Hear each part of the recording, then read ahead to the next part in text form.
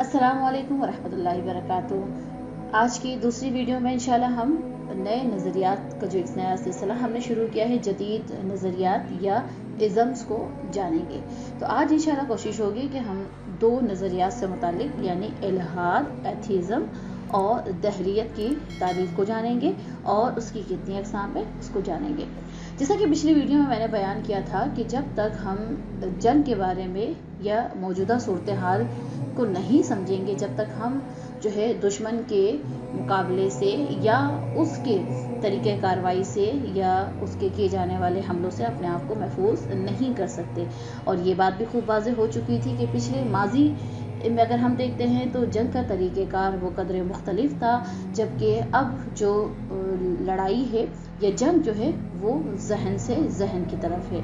तो लिहाजा जब हमने इस चीज़ को जान लिया कि मद्दे मुकाबिल जो है वो इस वक्त कौन है, यानी नज़रियात है, जितने भी नए इज़म्स हैं वो हमारे मद्दे मुकाबिल हैं, तो सबसे पहले तो तयन करना इंतहाई ज़रूरी होता है, जो कि हम कर चुके हैं। दूसरा ये है कि उनका तरीक़ेकार या सिमत जो है वो क्या है उसका भी इल्म होना चाहिए, ताकि हम उस एतबार से अपनी हिफाजत का सामान कर सकें। तो यहाँ हमला जो है वो जहन से जहन की तरफ है।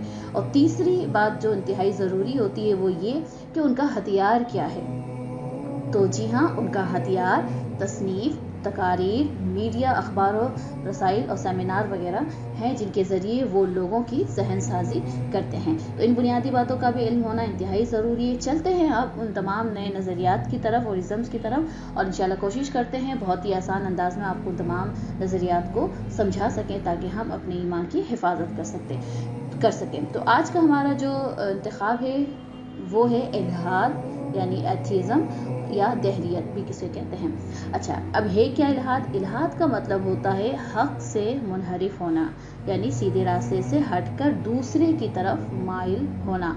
जबकि दहरियत की अगर बात की जाए तो इसकी इस्तिलाह कुफ्र या इर्तिदाद थोड़ा मुश्किल वर्ड है, यानी इस्लाम से कुफ्र की तरफ जाना, इस्लाम से इन्हिराफ कर देना, ये इर्तिदाद कहलाता है, के लिए ख़ास है। ठीक है, लेकिन लफ्ज़ इल्हाद जो है, एथीज़म है, उसका लफ्ज़ में बहुत वसअत है। चुनाचा उस शख्स के लिए भी कहा जाएगा, एथीस्ट उस शख्स को भी कहा जाएगा जिसका मज़हब से ताल्लुक़ हो, अलबत्ता वो अपने दीनी अकायद से, जिसमें अकीदा तौहीद है, रिसालत है, आखिरत है और क़यामत है, से या तो कुल्ली तौर पर या जुज़वी तौर पर कौलन या अमलन मुत्तफ़िक ना हो या किसी वसवसे का शिकार हो, तो उस शख्स को एथीस्ट कहा जाएगा। ठीक है, यानी मुल्हिद कहा जाएगा। अब इसकी अक़साम कितनी हैं? तो अक़साम की बात की जाए तो इल्हाद या दहरियत की 3 अक़साम हैं। सबसे पहले है इल्हाद मुतलक यानी नोस्टिसिज्म।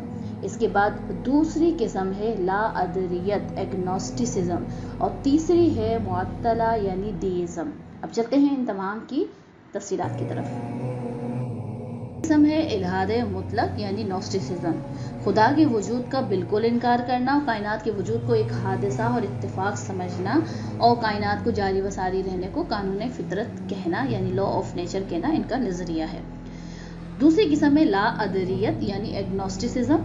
ये एक ऐसा नज़रिया है जो बयान करता है कि खुदा के वजूद को जानना या साबित करना नामुमकिन है। जब इनसे सवाल किया जाए, खुदा के मुतालिक कोई भी सवाल किया जाए, तो इनका जवाब होता है हमें नहीं मालूम, यानी वो उसकी कायल भी नहीं है और उनके इनकार में भी इनके पास कोई सबूत मौजूद नहीं है। जस्ट उनका कहना है कि हम उनके बारे में, खुदा के बारे में कोई कुछ भी नहीं जानते, यानी वी डोंट नो।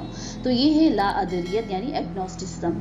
अब लास्ट है मुअत्तला यानी देइज़्म। ये इनका जो मानना है, ये खुदा के वजूद को तो मानते हैं और ये भी तस्लीम करते हैं कि इसने कायनात को तख्लीक किया, मगर फिर तातील यानी रुखसत का अकीदा रखते हैं। तातील का मतलब है कि कायनात के बनाने के बाद अल्लाह ने यानी खुदा ने कायनात को चलाने के कवानीन बना दिए। अब कायनात खुद चल रही है, खुदा का इसमें कोई अमल दखल नहीं है। इसको इस तरह समझ सकते हैं कि एक ऑटोमेटिक मशीन होती है, जब इंसान बनाता है और उसे बनाने के बाद उसे बेनियाज हो जाता है।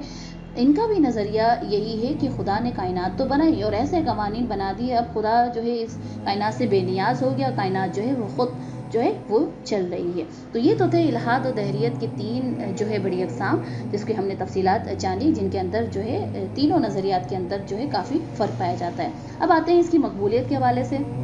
کہ اسلام مسلمانوں پر اس کی کس طرح جو ہے اثرات مرتب ہوئے، یا کون سے ایسے مذاہب ہیں جن کو جو ہے بہت زیادہ اس میں مقبولیت حاصل ہوئی، اس کو بھی جانتے ہیں۔ غیر مسلم اقوام میں اگر اثر کی بات کی جائے تو دہریت، جو کہ بنیادی طور پر فساد کی جڑ ہے، اس تک پہنچانا ہی غیروں کا مقصد ہے۔ تو دہریت نے غیر مسلم اقوام میں تو بہت مقبولیت حاصل کی، خصوصاً عیسائی مذہب کو تو اس نے بالکل ہی کنارے لگا دیا۔ وہاں ایک یا تین خدا کی بحث تو دور کی بات، وہ تو خدا کے انکاری ہو گئے۔ اور بات کی جائے ہندو اور بدھ مت کی تو ان عقائد کی اس میں تو ویسے ہی بے جا آزادی کا تصور تو پہلے سے ہی موجود تھا، چنانچہ وہ لوگ اپنے مذہب اور اپنے خدا کی کتنی بھی گستاخی کر لے پھر بھی وہ مذہب سے تو خارج نہیں کہلاتے تھے۔ اس بنا پر الہات کو دیگر مذاہب میں تو بہت ہی فروغ ملا اور کام بھی ہوا، لیکن نام نہ ہوا۔ اب دہریت کا جو اصل مقابلہ تھا، جو مخالف ہے، جو رکاوٹ ہے، وہ اسلام ہی ہے۔ اب جس کے حل کے لیے انہوں نے کیا کیے، بہت سارے ازم جو ہیں وہ پیدا کیے، بہت سارے تصورات کو جو ہے انہوں نے فروغ دیا اور ان کے افکار کو رواج دیا گیا جو الہات کی راہ میں جو ہے راہ کو ہموار کر سکے، جیسے سیکولرزم، فیمنزم، ریشنلزم وغیرہ کو انہوں نے بہت زیادہ اس کو جو ہے ان افکار کو رواج دیا تاکہ لوگ جو ہے وہ اس بنیادی طور پر دہریت نظریے کو جو ہے ان کے درمیان جو ہے وہ فروغ پائے۔ یہ بنیادی طور پر ان کا مقصد تھا۔ اب یہاں پہ ایک بات ہے کہ مسلمان جتنا بھی گنہگار ہو، لیکن وہ خدا کے وجود تو دور کی بات، خدا کی وحدانیت کا بھی ممکن نہیں ہو سکتا۔ ہاں البتہ جو لوگ دہریے ہوئے، یعنی دہریت کا تصور پیش کیا، جو الہات کی ڈیفینیشن آپ کو بتائی اور اس کی اقسام بتائی، اس میں سے کسی نظریے کے قائل ہے تو اس کی بنیادی وجہ دو ہی ہیں۔ ایک تو وجہ یہ ہے کہ ابتدا سے ہی مغرب زدہ ذہنیت کے حامل تھے، اور دوسری وجہ جو ہے اسلامی علوم سے ناآشنائی ہے، جس کی سبب وہ جو ہے اس ہولناک گڑھے میں دھکیل دیے گئے ہیں۔ تو اللہ تعالیٰ سے بس دعا ہے کہ اللہ کریم جو ہے ہمیں ان تمام فتنوں سے جو ہے وہ محفوظ رکھے۔ بنیادی طور پر ان سے محفوظ رکھنے کا ایک جو سبب ہے، ایک جو ذریعہ ہے، وہ اسلامی علوم سے آشنائی ہے، کیونکہ اسلامی علوم سے نا آشنا ہونا یہ بنیادی طور پر تمام گمراہی کا سبب بنتا ہے۔ تو اسی سبب ہم نے یہ سلسلے کا آغاز کیا ہے کہ جب تک ہم ان تمام نظریات کو نہیں جانیں گے، جب تک ہم اپنے آپ کو محفوظ نہیں رکھ سکتے۔ تو مزید انشاءاللہ آئندہ کی ویڈیو میں مزید نظریات کے ساتھ اور نئے ازمز کا تعارف آپ کے سامنے پیش کروں گی، اور کوشش کروں گی کہ ہم مثالوں کے ذریعے ان نظریات کو سمجھیں اور اپنے ایمان کو محفوظ رکھ سکیں۔ اس کے ساتھ ہی اجازت دیجیے، فی امان اللہ، السلام علیکم ورحمۃ اللہ وبرکاتہ۔